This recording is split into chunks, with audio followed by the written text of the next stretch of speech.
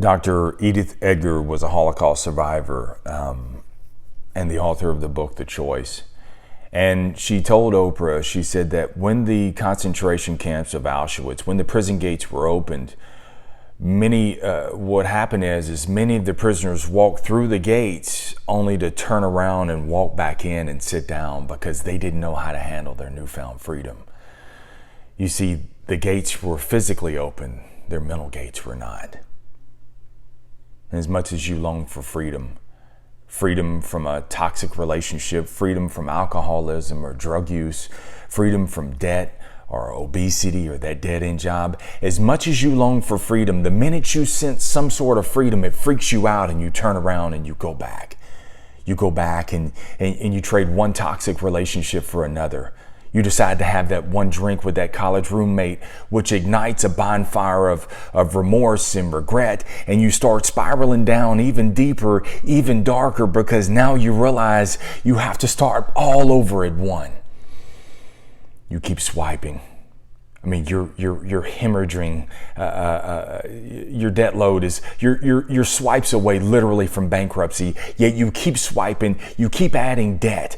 You keep shackling yourself to these credit cards because you momentarily want to feel good. That 70 pounds that you want to lose, it's going to take too long. Besides, the story you keep telling yourself is, my body doesn't respond to working out like it does for everyone else. And you leave that one dead-end job and swap it out for two more.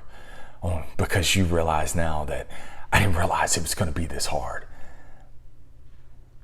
Many prisoners today face the same fears.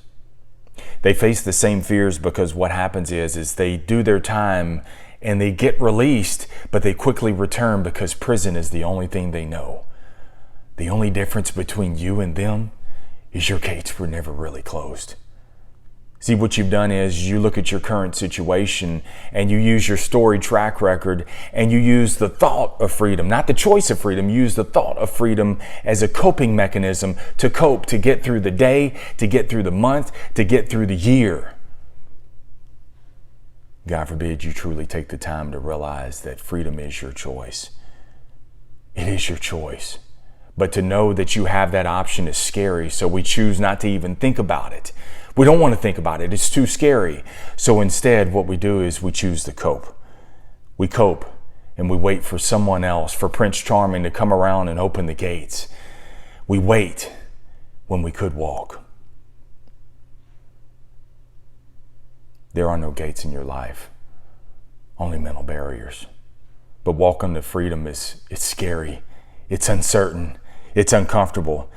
And truthfully, we don't know what to do with freedom because we've truly never known freedom. Because it's as if life has always been the chessboard and we've always been the pawns, which is why we always turn around and go back to the warmth of certainty. Because even though the certainty, as toxic as it is, as bad as it is, it's the only thing we know and we can handle. No, it's the uncertainty that's terrifying. Because in between now and better is the darkness and the murky waters of uncertainty. And uncertainty scares the living shit out of us. I know, because I've walked through many of those gates only to return back and sit and stay imprisoned. Freedom is a choice. And it's only when I pushed myself to go too far to realize I was too far to return back. So the only choice I had was I might as well just keep going. Freedom is your choice. Hell yeah, it's scary. Damn right it's uncomfortable. Damn right it's uncertain. I don't know how it's going to play out. But I do know this.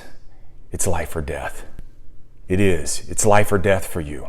Because freedom, to have freedom, you must have the death and go through the processes of death, of dying to old, to realize your life of new. See, that's what freedom is. And that's what it is for you. It's available. Take advantage of it.